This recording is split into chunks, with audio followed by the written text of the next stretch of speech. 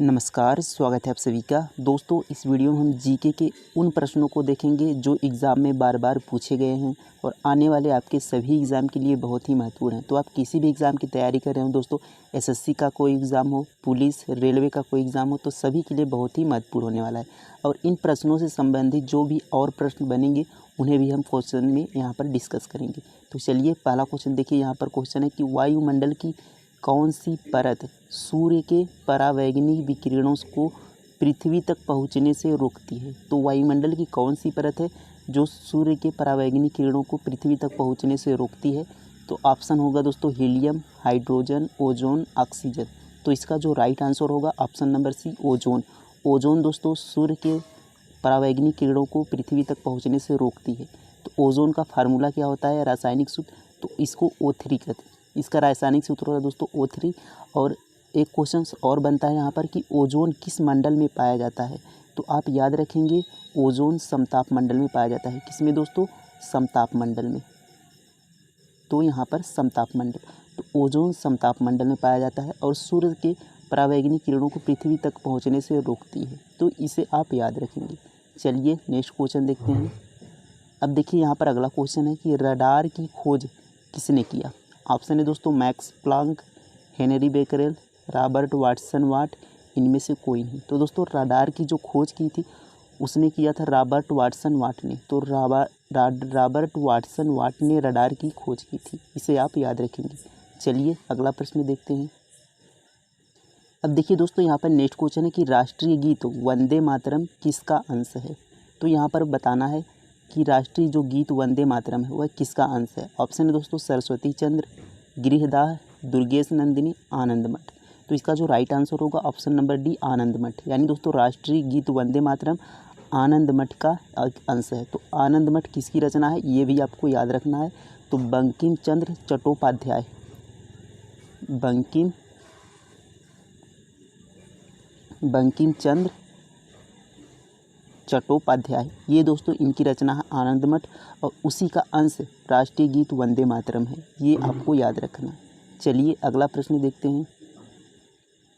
अब देखिए दोस्तों, यहाँ पर नेक्स्ट क्वेश्चन है कि भारत में सबसे उच्च अपीली अदालत कौन सी है? ऑप्शन है दोस्तों राष्ट्रपति उच्च न्यायालय, प्रीवी काउंसिल, सर्वोच्च न्यायालय। तो भारत में जो सबसे उच्च अपीली अदालत है वह ऑप्शन नंबर डी हो जाएगा, सर्वोच्च न्यायालय। तो सर्वोच्च न्यायालय भारत में सबसे उच्च अपीली अदालत है। इसे आप याद रखेंगे। चलिए अगला प्रश्न देखते हैं।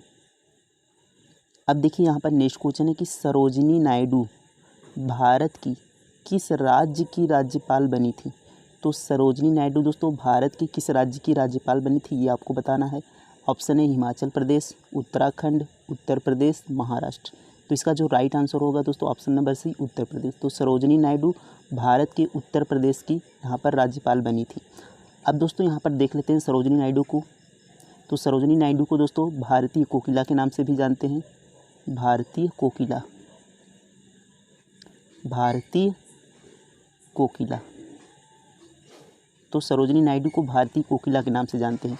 अब यहीं पर एक चीज़ यहाँ पर आप और याद रखेंगे कि सरोजिनी नायडू को भारतीय कोकिला के नाम से जानते हैं और दोस्तों स्वर कोकिला के नाम से लता मंगेशकर को जानते हैं। स्वर कोकिला, यहीं पर आप दोनों ध्यान रखेंगे, यहाँ पर कन्फ्यूज़न हो जाता है।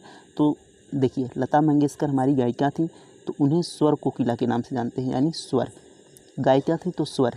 तो इस तरीके से स्वर कोकिला के नाम से लता मंगेशकर जी को जाना जाता है। अब देखिए यहाँ पर सरोजिनी नायडू भारतीय कोकिला, तो इसे आप याद रखेंगे। चलिए अगला प्रश्न देखते हैं। अब देखिए यहाँ पर अगला क्वेश्चन है कि सूर्य में ऊर्जा उत्पत्ति की प्रक्रिया का नाम है। तो सूर्य में जो ऊर्जा उत्पत्ति की प्रक्रिया कौन सी है? तो इसका जो आंसर होगा नाभिकीय संलयन, आयनीकरण, रेडियो सक्रियता, ओजोन। तो सूर्य में जो ऊर्जा उत्पत्ति की प्रक्रिया है वह है नाभिकीय संलयन। तो ऑप्शन नंबर ए इसका क्या हो जाएगा, आंसर हो जाएगा। चलिए अगला प्रश्न देखेंगे। अब देखिए यहाँ पर नेक्स्ट क्वेश्चन है कि गवर्नर की नियुक्ति कौन करता है? तो ऑप्शन है दोस्तों मुख्य न्यायाधीश, प्रधानमंत्री, राष्ट्रपति, मुख्यमंत्री। तो गवर्नर की जो नियुक्ति करता है वह राष्ट्रपति जी गवर्नर की नियुक्ति करते हैं।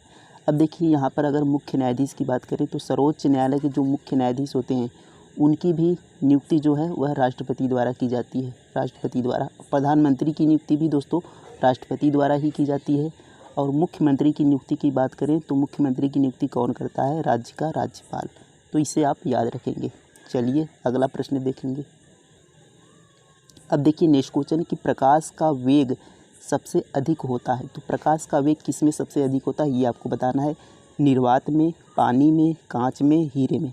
तो प्रकाश का जो वेग सबसे अधिक होता है वह होता है दोस्तों निर्वात में। ऑप्शन नंबर ए इसका सही होता है, निर्वात में। और बात करें कितना होता है तो 3 लाख मीटर, यानी दोस्तों 3 × 10⁸ इतना मीटर प्रति सेकेंड होता है। इतना क्या होता है दोस्तों? मीटर प्रति सेकेंड। तो निर्वात में प्रकाश की चाल 3 × 10⁸ मीटर प्रति सेकेंड होता है। और सबसे अधिक यहाँ पर प्रकाश का जो वेग निर्वात में सबसे अधिक होता है। इसे आप याद रखेंगे। चलिए अगला प्रश्न देखते हैं। अब देखिए यहाँ पर नेक्स्ट क्वेश्चन है कि सांची स्तूप का निर्माण किसने करवाया था? तो सांची का जो स्तूप है दोस्तों उसका निर्माण किसने करवाया था? ऑप्शन है अशोक, गौतम बुद्ध, कौटिल्य, चंद्रगुप्त। तो सांची के स्तूप का निर्माण ऑप्शन नंबर ए अशोक ने करवाया था। सम्राट अशोक ने यहाँ पर सांची के स्तूप का निर्माण करवाया था। ये आपको याद रखना है। नेक्स्ट क्वेश्चन देखते हैं। अब देखिए यहाँ पर नेक्स्ट क्वेश्चन है कि यूनेस्को का मुख्यालय कहाँ है? ऑप्शन है दोस्तों न्यूयॉर्क, मॉस्को, पेरिस, लंदन। तो यूनेस्को का मुख्यालय दोस्तों ऑप्शन नंबर सी हो जाएगा, पेरिस में। पेरिस कहाँ है? फ्रांस में। तो ये आपको याद रखना है कि यूनेस्को का मुख्यालय कहाँ है? पेरिस में। चलिए अगला प्रश्न देखेंगे। देखिए नेक्स्ट क्वेश्चन है कि विश्व में सबसे बड़ा द्वीप है। ऑप्शन है दोस्तों तस्मानिया, साइप्रस, ग्रीनलैंड, आइसलैंड। तो विश्व में जो सबसे बड़ा द्वीप है दोस्तों वह है ग्रीनलैंड। ये आपको याद रखना है, ग्रीनलैंड विश्व में सबसे बड़ा द्वीप है। अगला प्रश्न देखेंगे। अब देखिए यहाँ पर नेक्स्ट क्वेश्चन कि भारतीय प्रतीक पर अंकित सत्यमेव जयते कहाँ से लिया गया है? तो सत्यमेव जयते यहाँ पर दोस्तों बताना है कि कहाँ से लिया गया है। ऑप्शन है मत्स्य पुराण, भागवत गीता, ऋग्वेद, मुंडकोपनिषद। तो सत्यमेव जो जयते लिया गया है दोस्तों वह ऑप्शन नंबर डी मुंडकोपनिषद से लिया गया है। तो डी इसका क्या हो जाएगा? आंसर हो जाएगा। तो उम्मीद है ये भी समझ में आ गया होगा। नेक्स्ट क्वेश्चन देखेंगे। अब देखिए दोस्तों यहाँ पर नेक्स्ट क्वेश्चन कि पारिस्थितिकी तंत्र में ऊर्जा का स्रोत होता है। तो पारिस्थितिकी तंत्र में ऊर्जा का स्रोत क्या होता है ये आपको बताना है। ऑप्शन है दोस्तों यहाँ पर सूर्य, एटीपी, प्रकाश संश्लेषण से उत्पन्न होने वाली शर्करा, हरे पौधे। तो जो पारिस्थितिकी तंत्र में ऊर्जा का स्रोत होता है वह हमारा सूर्य होता है। तो सूर्य दोस्तों पारिस्थितिकी तंत्र में ऊर्जा का स्रोत होता है। तो ये दोस्तों हमारे आज के प्रश्न थे। तो आपने कितना स्कोर किया कमेंट में ज़रूर बताइए। और ये क्वेश्चंस आपको कैसे लगे दोस्तों कमेंट में ज़रूर लिखिएगा। ये सारे प्रश्न दोस्तों एग्ज़ाम में पूछे गए क्वेश्चंस हैं, इसलिए आपके हर एग्ज़ाम के लिए बहुत ही महत्वपूर्ण है। तो अपना स्कोर कमेंट में दोस्तों ज़रूर बताइएगा। Thank you.